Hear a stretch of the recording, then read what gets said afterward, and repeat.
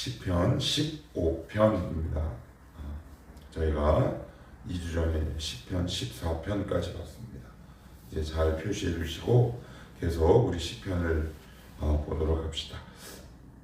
구약성경 811쪽 시편 15편입니다. 우리 한 목소리로 읽습니다. 시작. 여호와여, 주의 장막에 머무를 자 누구오며 주의 성산에 사는 자 누구오니까? 정직하게 행하며 공의를 실천하며 그의 마음의 진실을 말하며 그의 혀로 남을 허물하지 아니하고 그의 이웃에게 악을 행하지 아니하며 그의 이웃을 비방하지 아니하며 그의 눈은 망령된 자를 멸시하며 여호와를 두려워하는 자를 존대하며 그의 마음에 선한 것은 해로울지라도 변하지 아니하며 이자를 받으려고 돈을 구워주지 아니하며 뇌물을 받고 무죄한 자를 해하지 아니하는 자이니 이런 일을 행하는 자는 영원히 흔들리지 아니하리이다. 아멘. 시편은 복에 관한 책이다 그랬습니다. 그래서 시편 대표는 복이 있는 사람은 무언가, 어떤 존재인가 라는 것으로 시작하고 출발한다 그랬습니다. 그래서 복이 있는 자, 시편에서 말하는 복이 있는 자는 피하는 자다 라고 말씀을 드렸어요. 이 말은 삶의 결정권이 주님께 있는 사람이다. 그러면 여기서 이걸 이제 많이 오용하고 있는 부분 가운데 한 가지가 바로 이런 부분이죠. 그러니까 막 평상시에는 막 주님과 관계없고 소위 말하는 좀 엉망인 삶을 살다가 주님께 피하면 다냐? 그거는 아니다 라는 거죠. 그거는 아니다. 주님께 피한다 라는 말은 내가 살고 싶은 대로 막 살다가 그리고 주일에만 딱 피한다 라는 의미는 아니다. 그거는 주님을 잘못 이해한 거다. 그러면 주님께 피한다 라고 하는 것은 과연 무엇인지 오늘 다윗은 굉장히 구체적으로 알려주고 있는데 총 10가지 덕목을 이야기합니다. 그런데 여기서 우리가 이따가 제가 조금 더 자세하게 말씀드리겠지만 사람과의 관계에 있어서 지켜야 될 10가지 덕목을 이야기하고 있어요. 그러면 주님께 피하는 자에게서 나타나는 삶의 열매들은 무엇이냐? 그것을 1절에는 이렇게 말씀하고 있죠. 여호와여, 주의 장막에 머무를 자 누구오며 주의 성산에 사는 자 누구오니까? 꼭 이 말씀만 보면 작용 요건을 이야기하는 것 같은데 이거는 작용 요건 이전에 이렇게 살 수밖에 없음을 강조하는 얘기죠. 그 구체적인 증거가 이제 2절에 있어요. 2절에 보시면 정직하게 행한다 그래요. 근데 우리 개역 한글이나 개역 개정은 정직하게라고 번역을 했는데 이제 히브리 원문을 보면 우리가 읽은 요 2절하고 내용이 좀 많이 달라요. 어떤 뜻을 담고 있느냐? 완전하게 걷는다라는 말이에요. 우리가 어떻게 하나님 앞에 완전할 수 있습니까? 불가능하죠. 벌써 이 구절에서 우리는 마음문이 확 닫히거나 아니면 이건 어렵겠는데 고개를 가로저을 수밖에 없겠죠. 그런데 성경에 딱 한 사람이 있어요. 혹시 누군지 기억나세요? 찾아봅시다. 창세기 6장입니다. 창세기 6장입니다. 성경에서 완전하다라고 평가를 받은 사람이 딱 한 사람이 있습니다. 창세기 6장입니다. 자, 6장 9절 시작. 이것이 노아의 족본이라. 노아는 의인이요 당대 완전한 자라. 그는 하나님과 동행하였으며. 8절 시작. 그러나 노아는 여호와께 은혜를 입었더라. 그래요. 은혜를 입은 자가 완전한 자죠. 그러니까 여기서 10가지를 지킬 수 있는 것들은 첫 번째 그 출발의 단초, 출발점이 뭐예요?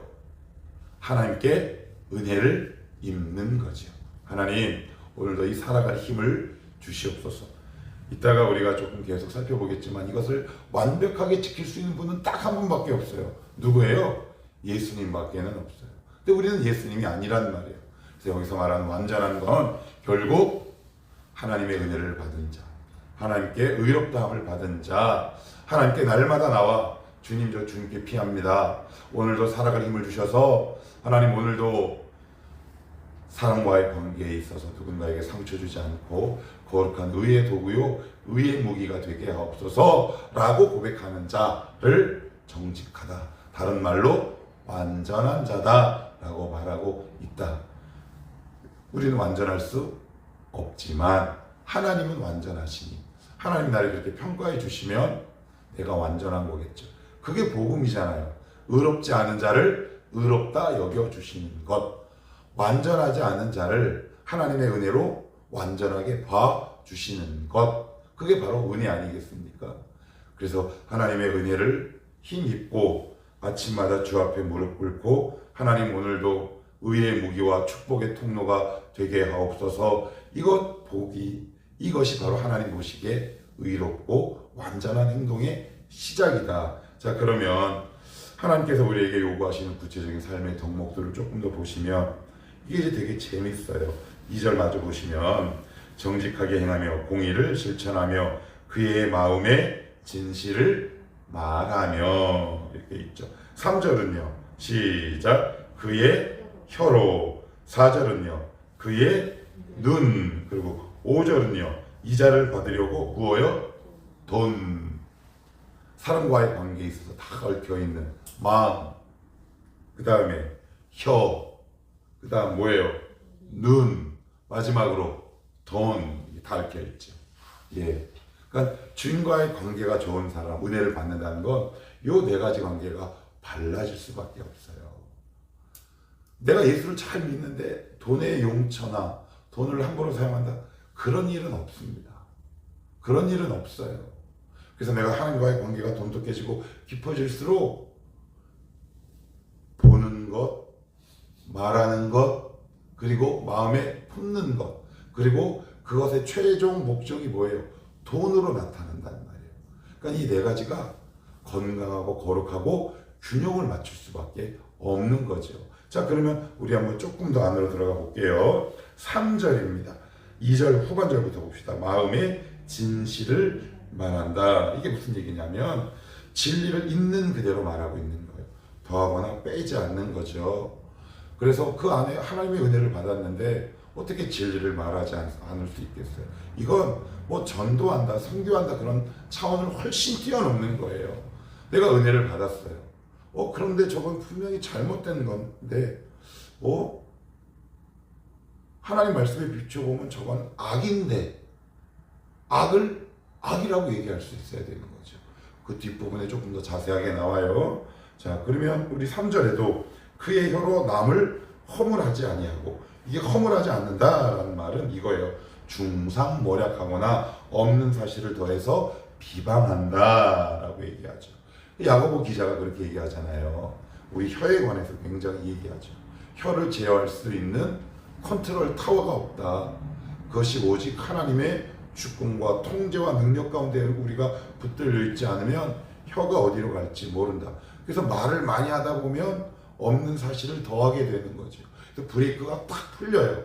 그래서 브레이크가 파열된 자동차와 같이 폭주할 수 있는 신체 기관 가운데 가장 강력한 우승 후보가 바로 혀예요.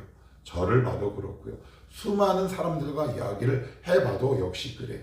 그런데 이 혀는 하나님이 통제하는 거죠. 하나님의 은혜 가운데 딱 붙들어두는 거예요. 그런데 그 가운데 어떤 거요? 중상모략하거나 비방하는 거예요. 이런 사람은 하나님 보시기에 기뻐하지 않는다라고 말씀하고 있어요. 그리고 보시면 자, 우리 4절도 한번 보시면 그의 눈은 망령된 자를 멸시하며, 그래요. 망령된 자를 멸시한다. 사람을 멸시한다라는 의미가 아니고요. 이런 뜻이에요. 악을 적극적으로 미워하는 거예요. 소극적인 자세에서 적극적으로. 그래서 악하면 안 돼 라고 단호하는 거예요. 악을 적극적으로 미워하고 싫어하는 거예요. 그래야 내가 거룩해질 수 있기 때문에 그래요. 여기서 조금 조심하셔야 할 것이 있어요. 악을 미워하는 거예요. 악을 미워하는 것. 사람을 미워하는 것이 아니에요. 그래서 우리가 보통 믿음이 좋아지고 그리고 교회를 좀 다니고 우리 안에 종교적인 어떤 경력과 이력들이 쌓이면 사람이라 나도 모르게 그 사람이 지은 죄에 주목하기보다는 그 사람이 꼴보기 싫을 때가 있다 없다? 있어요. 그러지 말라고 말씀하고 있는 거예요. 그가 저지른 악에 대해서, 그리고 내 안에 있는 악에 대해서 적극적으로 대처하고 미워한다 라는 말이에요. 근데 너무나 당연하죠. 너무나 당연해요. 왜요? 말씀이 있으니, 은혜가 있으니 악에 대한 거룩한 저항력이 생기지 않겠습니까? 너무나 당연한 말씀을 지금 하고 있다. 4절 조금 더 보시면 여호와를 두려워하는 자를 존대하며 그의 마음에 소원하는 것은 해로울지라도 변하지 않는 것. 그래서 서원이라는 거, 손해가 되는 서원 이렇게 얘기합니다. 이게 무슨 말일까요? 말씀을 지키려고 할 때 손해가 돼야 안 돼요? 된다는 말이에요.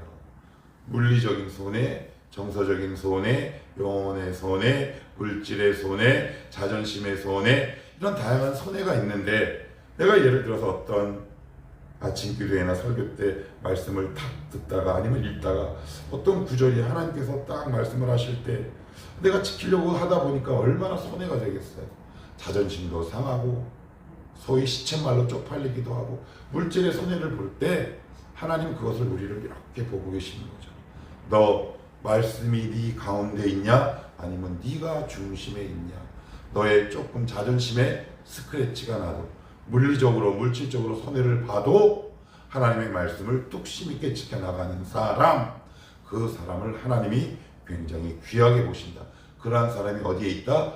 주의 장막과 성산에 있는 자다라고 말씀하고 있어요. 그러니까 말씀을 지키는 건 결국 무엇이 따라온다는 얘기예요? 손해를 감수하는 이야기예요. 근데 우리는 자꾸 손해 안 보려고 해요. 저도 참 이런 경험이 많았던 것 같아요. 아주 오래전에 하나님께서 어떤 물질적인 문제를 해결하라고 저에게 이렇게 말씀을 하셔가지고 정말 어렵게 해결했던 적이 있어요. 그래서 저는 내심 기대가 됐디다. 그래 하나님이 아싸 이제 복 받았다. 이틀 동안 끙끙거리다 했거든요. 되게 힘들게 했어요. 근데 더 어려워지는 거야. 뿔이 그냥 확 나가지고 예수는 무서워서 안 믿을 수는 없고 나중에 아주 나중에 뭘 알았냐? 두 가지를 알았어요. 지킬 수 있는 게 복이 없구나. 그리고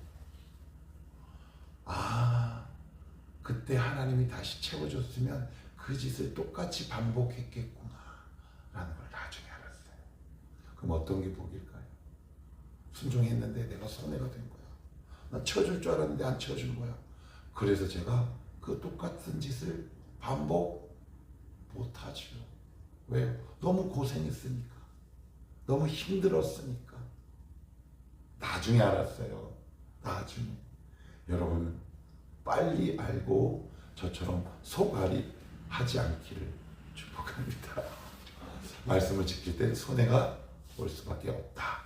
그것을 뚝심 있게 지켜가는 사람, 오늘 주님은 주목하고 계십니다. 자, 우리 5절 한번 읽어볼게요. 시작. 이자를 받으려고 돈을 구워주지 아니하며 뇌물을 받고 무죄한 자를 해하지 아니하는 자. 여기 보시면 이자를 어떻게 해요? 받고, 뒷부분에 뇌물을 받고. 누가 받아요? 내가 받잖아요. 내가. 그러니까 돈을 자기를 위해 사용하는 사람, 자기만을 위해서 사용하는 사람 얘기해요. 받고 갔다가 오잖아요. 돈의 종착역이 자기인 사람이에요. 굉장히 위험한 사람이에요. 여러분, 돈의 종착역은 흘러가야 합니다. 이게 이제 크리스찬이에요. 자, 그럼 봅시다. 정리할게요. 자, 마음, 혀, 눈, 마지막 뭐요? 돈. 이걸 다 합치면 무슨 신앙일까요? 전인격적인 신앙. 전 삶의 균형이 이루어진 신앙이겠죠. 우리의 신앙을 한번 점검할 수 있으면 좋겠습니다. 나의 약점은 돈인가, 혀인가, 아니면 눈인가? 하나님 이 부분 주님께 피합니다. 만지시고 고쳐주시옵소서. 그래서 영혼과 육체가 의의 무기가 되는 삶, 이게 바로 시편 5편에서 다윗이 말하고자 하는 삶이겠죠. 전인격적인 삶이요, 균형 잡힌 삶이다. 그 출발은 뭐다? 하나님께 은혜를 받는 것으로부터 출발한다. 오늘도 이 말씀을 통해서 우리 한 주 내 영혼을 한번 이렇게 조명하시기를 원합니다. 하나님, 저 어디에서 조금 새나요? 돈인가요? 혀인가요? 아니면 눈인가요?